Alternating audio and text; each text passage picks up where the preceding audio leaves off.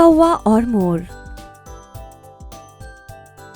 एक बार गुग्गू धरती पर एक यूएफओ में आया और एक जंगल के बीच आ पहुंचा। गुग्गू जंगल के सारे पक्षियों को देखकर सोचने लगा, काश मैं भी इन्हीं की तरह रंग बिरंगे कपड़े पहन पाता। उसने एक टिड्डी से जाकर पूछा, आपकी तरह रंग बिरंगे दिखने के लिए मुझे क्या करना होगा? टिड्डी ने गुग्गू को समझाया, तुम्हें अपनी मौलिकता नहीं छोड़नी चाहिए। मगर गुग्गू कुछ सुनने को तैयार नहीं था। फिर गुग्गू को समझाने के लिए टिड्डी ने गुग्गू को एक कहानी सुनाई। एक बार जंगल के बीचों बीच एक कौवा रहता था जो कि बहुत ही काला था। उसका नाम काकी था। काकी को अपने पंखों का रंग बिल्कुल पसंद नहीं था और जब भी वो खुद को आईने में देखता तो अपने काले पंखों को देखकर परेशान हो जाता।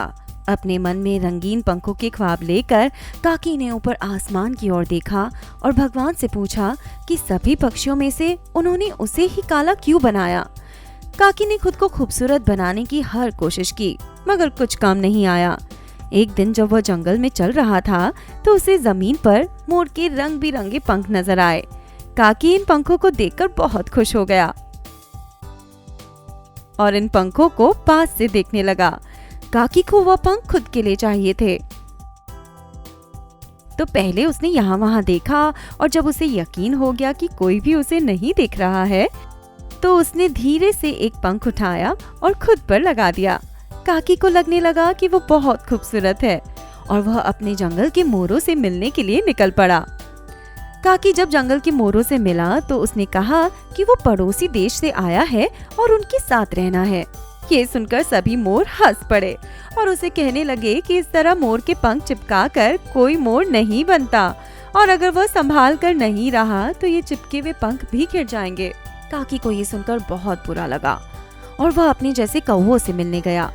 मगर काकी के वहां पहुंचने से पहले ही उसकी इस शर्मनाक हरकत की खबर उसके दोस्तों को मिल चुकी थी और वो भी काकी से काफी नाराज थे। उन्हें लगा कि काकी ने मोर के झुंड के पास जाकर गलती कर दी।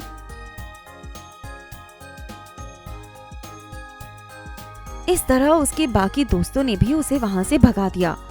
अब काकी बिल्कुल अकेला हो गया और उसे अपनी हरकत पर शर्मिंदगी होने लगी और वो जोर जोर से रोने लगा। ये कहानी सुनकर गुग्गू समझ गया कि एक बुरी प्रतिलिपि से मूल होना बेहतर है।